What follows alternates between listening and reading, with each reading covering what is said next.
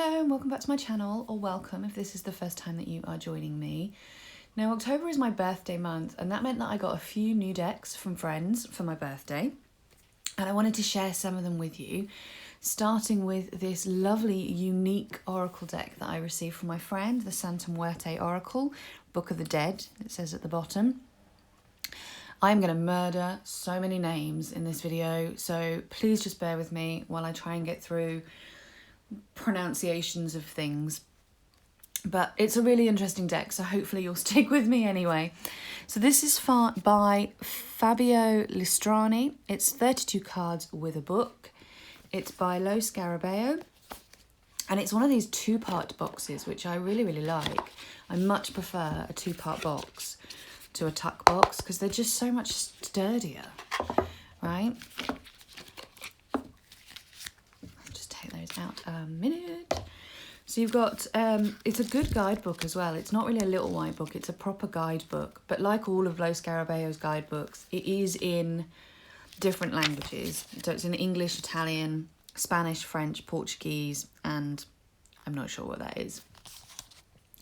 But the English is about 47 pages long, so it's a decent size. And you've got a poem at the beginning which says, I am the sage, the old woman, the girl. I am the sun, the moon, the stars and the wind. I am the earth, the water, the field's green grass. I am the melody of the ancestors. I am the children's heartbeat. I am the great spirit that never left. I am the mother and I am the daughter, sister, teacher and disciple. And that's apparently by Fleur de Belen. And then you've got a little bit about the oracle. And it tells you here, which we will go through because I'm going to go through the cards in this way, but the oracle is split into 4 parts made up of each card, of 4 cards, made up of 8 cards in each part, and each part refers to one of the 4 different levels of reality. So I'll go through these anyway. You've got emanation, creation, formation, and action. And then it tells you a little bit more about the cards. Then you've got the card meanings through the different emanations. Then how to use this oracle, and you can use it in 3 different ways. So simple reading, inspirational cards, and oracle board, which we will come to. And then just a little bit about the author. So author, artist, I think they're the same person in this case. So yeah, really good book. Lots of information in there, very interesting and helpful. And as I say, we will be using the book as we go through the cards. Now the oracle board is related to the back of the cards. So if you lay all these cards out in sets of 8, it does actually make, I don't have enough space to do it here, but I can show you the first 4. It actually makes a Ouija board. So if you can see, you've got 0, 8, 9, so you've got the letters, the numbers there. And then here you've got the letters. You've got your yes here, and in this corner you've got your no. And there's a bit where you've got past, present and future at the bottom. So when you lay the cards out backside up, it actually creates a Ouija board, and then there's a suggestion for how you would read with that Ouija board in the book. So that's a really unique thing that I've never seen in another deck before. The cardstock is pretty good, pretty standard oracle cardstock. It's quite thick and bendy. It is obviously glossy, as most oracle decks are. So you get the light from the window there. But it's not sticky at all. It really separates very well. It shuffles very well. It's good cardstock. It's really good quality cardstock. So what I'm going to do now is I'm just going to pause the video, and I am going to split the deck into 4 sets of 8, and we're going to look at it that way. So bear with me, I will be right back.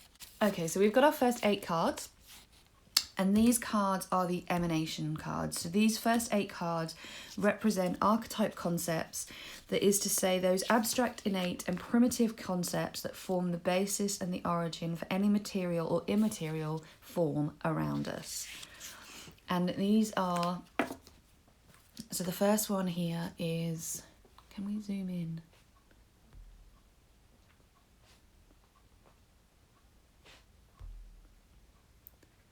I don't know what I'm doing.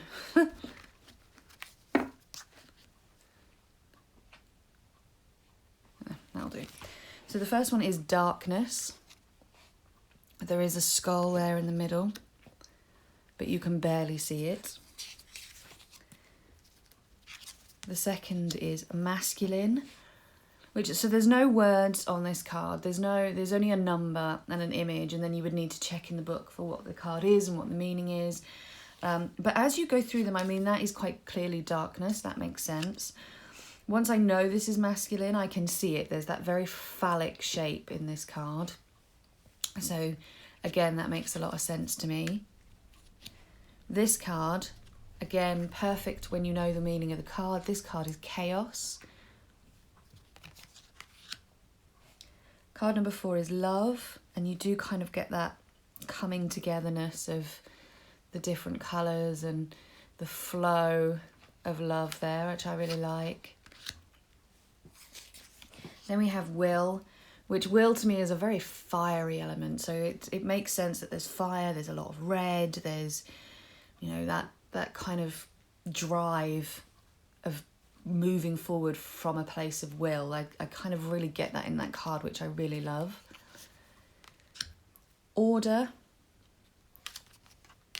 feminine, which is also the front of the box, and light, which is obviously exactly the same as dark, except one you can barely see because it's very dark and one is very lit up. So those are your first 8 cards, which I've just thrown all over the place. So your next 4 are your, I'm not going to be able to say them. So these are your creations. These are your World of Creations cards. And just to go back and have a look, cards 9 to 16 illustrate the form that the human being commonly attributes to archetype concepts of the emanations to understand and use them, like symbols and signs in mathematics or like divinities and gods in religions and cults. In this case, we have some of the main Aztec divinities who are the roots of the cult of Santa Muerte. I cannot say any of these names. I cannot. So that's something to bear in mind as we work through these cards. So first of all, we have Tlaloc, and he's considered the god of rain and fertility, which, you know, you can see the water coming out of his hands there onto the plants. So that makes sense there. Next we have Mictlan. I can't. This is the god, the king of the dead and the afterlife, ruler of the deepest part of the underworld, which again, you've got all the skulls. You can see that this guy is associated with death. And then you have his wife, who is also the queen of, is the queen of the dead and the afterlife. And she is responsible for the memory as a whole and individual memories. She represents the principle of synthesis and aggregation of bodies and matter, complementary to that of her husband. So you can kind of see she's made up of all these different skulls. Maybe you can't see, maybe the focus is too bad.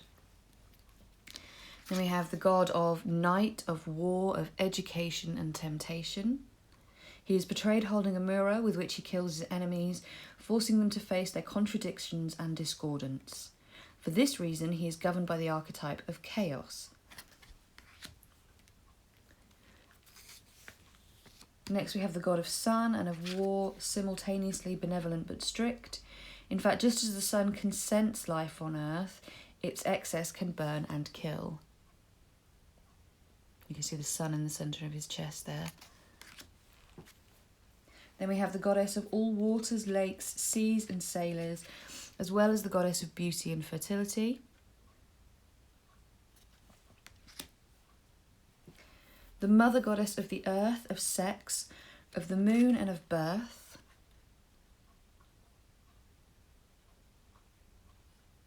And you can see she's got a little baby coming out of her there. And then finally we have the final card of the World of Creations, And this is the feathered serpent who was worshipped as the god of knowledge, dawn, merchants, the arts, and professions. He's associated with the wind and the element of air, and he's therefore connected to the intellect, education, books, and the invention of the calendar. So the next set of 8 cards are the formations. And these are cards 17 to 24, which represent man's inner kingdom, the part of us, of our minds, that consciously or unconsciously regulates all our actions and is made up of our thoughts, emotions, instincts, etc. So here we have shadow, emotions, memory, which is such a powerful card,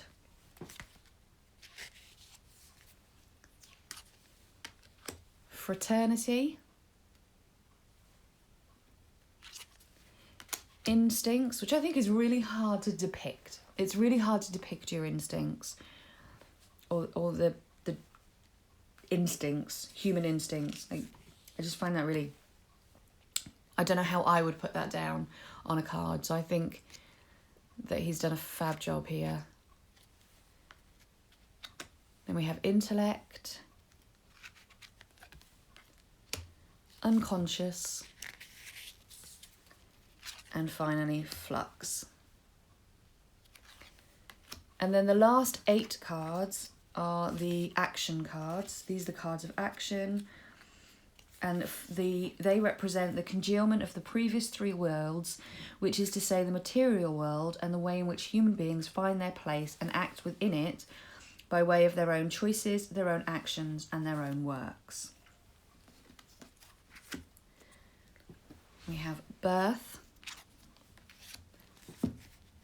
work, harvest, action, art, realization, celebration, and finally Santa Muerte. And for each card we have a description of the card. So for work example, we have this description of the card, and then we have the advice of the dead. So proceed courageously without hesitation, working with constancy on the basis of your work. And we have that for every card. And that's it. It's, as I say, it's such a unique, interesting little deck that's very different from any of the decks I own.